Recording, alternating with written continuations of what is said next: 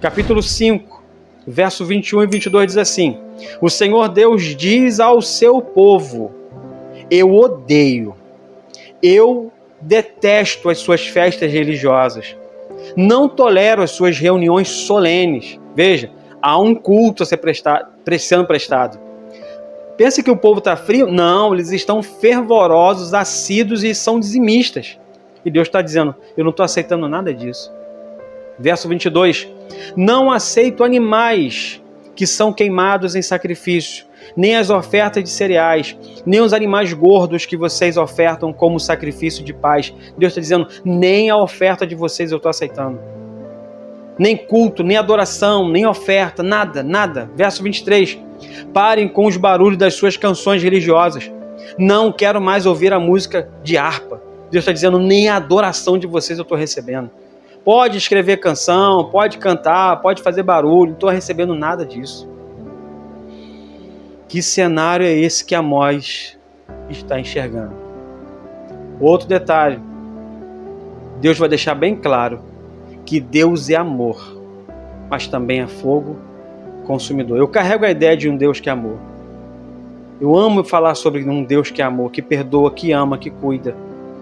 Mas se tem uma coisa que Deus não tolera, é quando alguém decide viver no erro. Sabe, ninguém é obrigado a ser salvo. Ninguém é obrigado a ser salvo. Só que, para ser salvo, não é simplesmente dizer estou salvo. É fundamental ter características de salvo. Deus é amor, mas é fogo consumidor.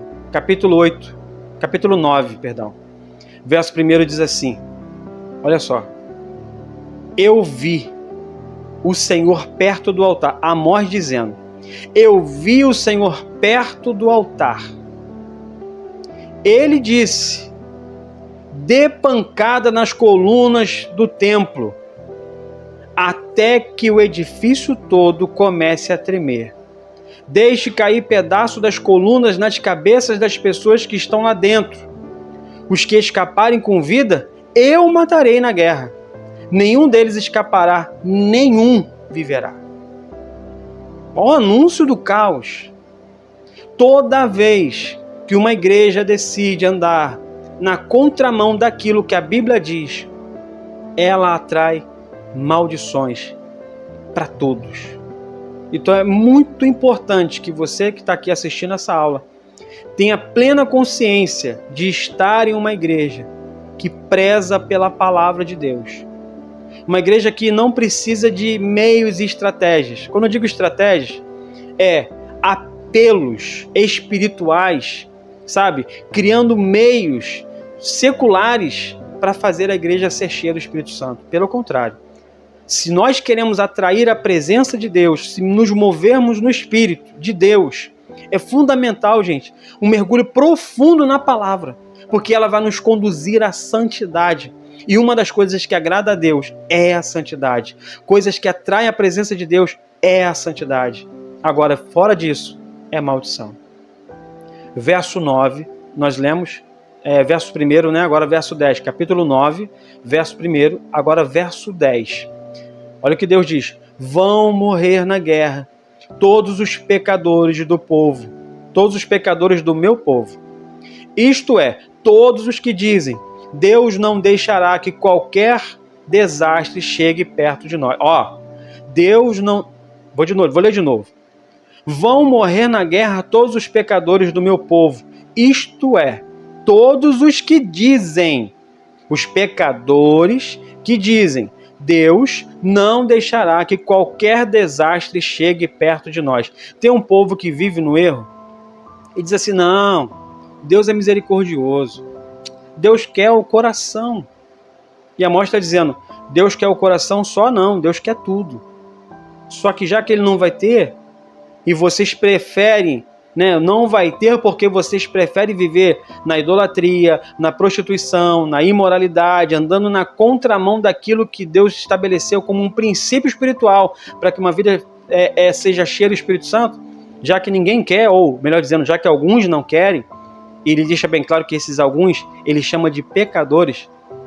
E eu ouvi, né, eu assisti o Hernando Dias Lopes, explicando sobre essa teologia da predestinação, a teologia calvinista, quando ele trabalha esse ponto aqui, gente, ele diz, olha, errado é quem pensa que viver no erro vai ser salvo, quem vive no erro vai ser salvo, se engana.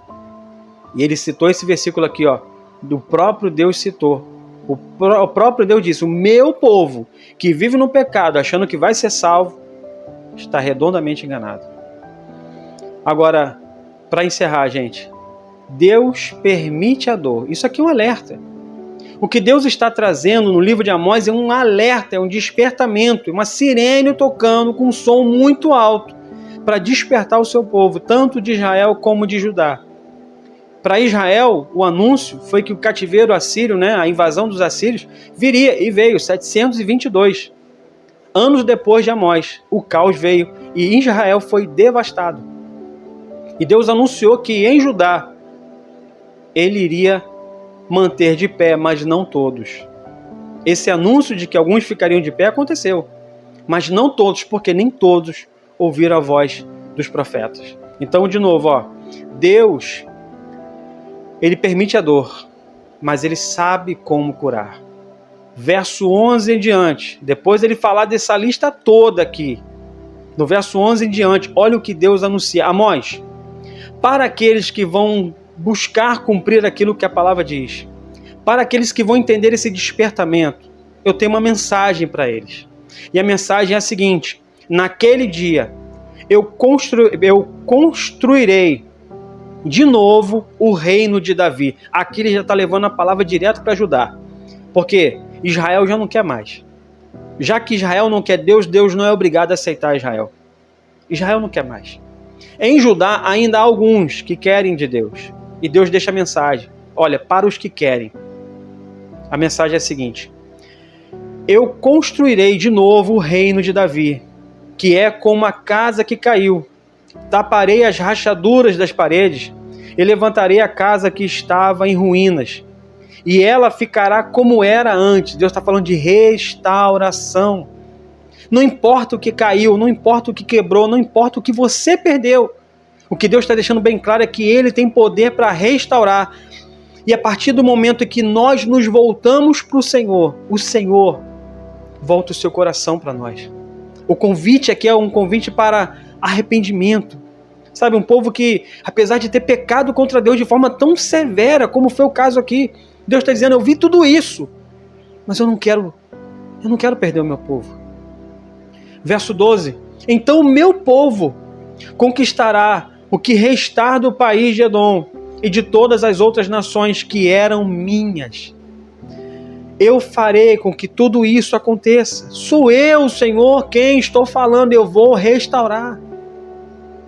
Está chegando o dia, verso 13, está chegando o dia em que o trigo crescerá mais depressa do que se pode ser colhido. As parreiras produzirão uvas mais depressa do que se pode fazer vinho. As parreiras produzirão tantas uvas que o vinho vai correr à vontade como um rio. Deus não fala só de restauração, mas de abundância. Ele está dizendo, tudo bem, vê a escassez, vê a crise, vê a fome, vê a devastação, vê a destruição, mas não é o fim. Para aqueles que querem restauração, não é o fim. Talvez você tenha ou esteja vivendo um momento de crise. E Deus está deixando bem claro, eu tenho poder para restaurar e eu tenho poder para prosperar. Verso 14, trarei o meu povo de volta do cativeiro para a sua terra. Eles construirão de novo as cidades que estavam em ruínas e morarão nelas. Farão plantações de uvas e beberão do seu vinho, cultivarão pomares e comerão das suas frutas. Plantarei o meu povo na terra que lhes dei, e eles nunca mais serão arrancados dali. Eu, o Senhor Deus de vocês, falei. Gente, lendo a parte do caos, é lógico que dá para sentir dor, mas lendo a palavra da restauração, é de arrancar lágrima dos olhos. Só quem passou pela perda sabe o prazer que há na restauração. Então eu encerro dizendo para você que está assistindo aqui essa aula, Deus, Ele tem cuidado de nós nos mínimos detalhes. Entrega o teu caminho ao Senhor. Confia nele e muito mais Ele fará. Tá? Muito mais. Guarda isso no teu coração. Deus é Deus. Ele é Deus de amor. Ele é fogo consumidor. E esse mesmo Deus que é amor e fogo consumidor tem poder para restaurar tudo que você perdeu. Tudo. Não importa o que aconteceu, Ele tem poder para mudar essa história para melhor. Que o Senhor te abençoe. Em nome de Jesus. Amém.